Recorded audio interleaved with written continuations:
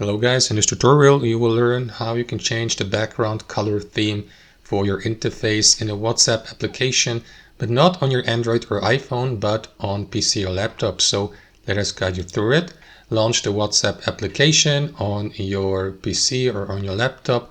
And basically guys, what will be needed to do is clicking into this gear icon here in the bottom left corner to access your account settings. And from here, switch to personalization here.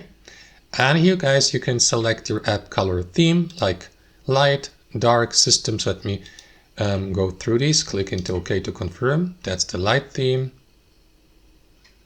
Wait for the restart and there you go. And again, access the settings, click into personalization, but this time select dark, confirm.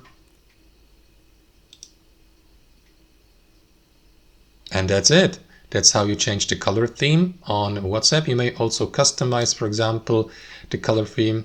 Here in the personalization, for example, you may change the chat wallpaper. And that's basically it. That's how it works. Thanks for watching and I'll see you next time.